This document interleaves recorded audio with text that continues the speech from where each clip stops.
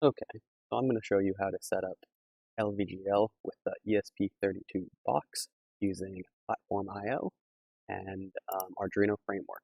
So first thing, make sure you have VS Code and PlatformIO installed.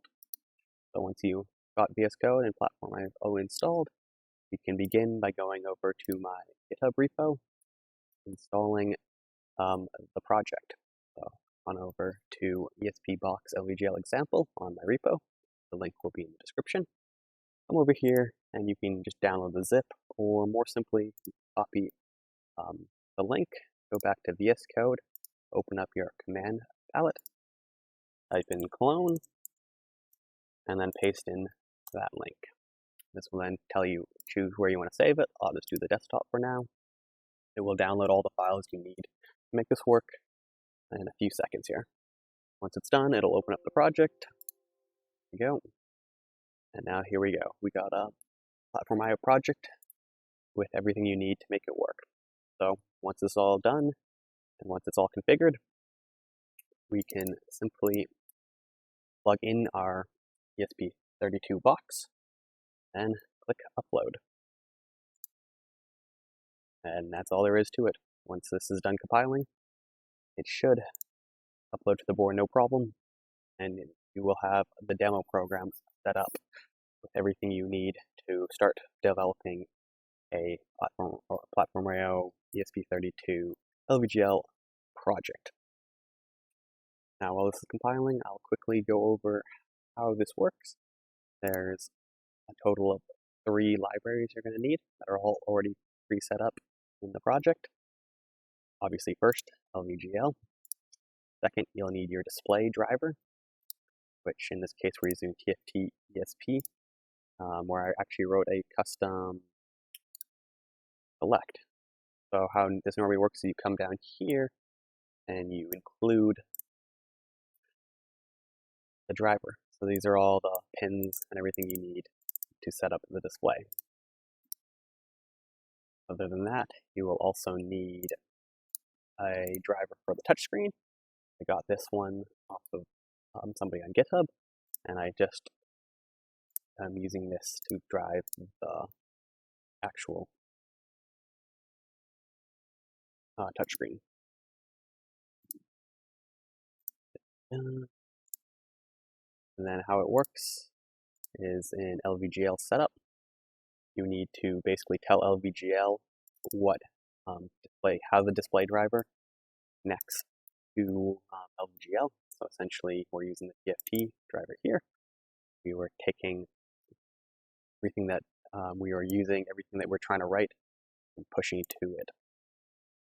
Then we also need to do the same thing for the touch driver. So we've got the TS here, this is the touch driver. Essentially, it's checking if it's touched. If it is, it will take the X and Y points and add them and set them to the data pointer in the LVGL. Now these two functions are callbacks that are initialized here and here. We also initialize the drivers. We initialize LVGL itself, and we create some buffers to where we're going to store all the images. Once you've done all that, that's all initialized. That's all done with an LvBegin. You also need to call this LV timer handle function constantly. So I set up a non-blocking delay in LV handler here that essentially will call this whenever it needs to update. Go back to main. You'll see this is being called in the loop as fast as possible. LvBegin sets everything up. And then next thing I can talk about is the UI init. UI init is actually created by Squareline Studio. All of these files you see for me here, these were all generated from Squareline Studio. So if you'll see how it actually works, is generating a bunch of objects, and LvInit just does that. And yeah, that's pretty much it. Only the last thing I can quickly go over is time init and update time. There are again functions that I wrote that simply take the current time and date. Time, date, you'll see are about the same as what you see on my computer. They take it directly from your computer at compile time, put it into a string. We take that, and we set it to this time info structure. This is a C standard function structure. We take that structure, convert it basically into an epochs time. We take that time and set it into a C standard function, set time and day. This is how the C standard library knows when the starting time is. Then in the update function, we call time and local time R. This will essentially put the updated time and day into this time structure, and then we can format it and then print it out to the text. And that's how we are constantly updating the text. So that's really all there is to this project. Fairly simple, just a good way to get started with LVGL. The last thing I can kind of go over quickly is how to use Squareline Studio with it. So if you download Squareline Studio, and you will see within our project, we had this UI Squareline project here. So within here is actually everything is exactly what you're going to see in here. All you have to do is file, open, and there'll be an import button to import that project. When you open it up, this is what you'll see.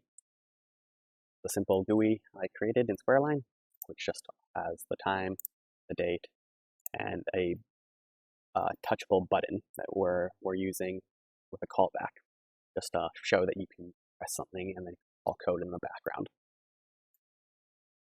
So what happens here, once you've done anything you want here, we'll simply come up here, go to File or Project Settings, and you're going to need to change your UI file export path. Right now it's set up to my path on my computer, but your path will be something different.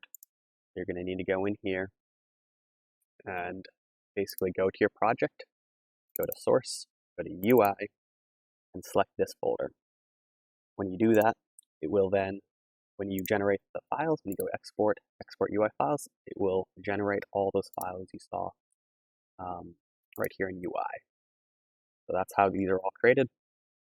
They're simply generated. The only file in here that is not generated are obviously these two, and then finally the UI events. This file is purposely not generated.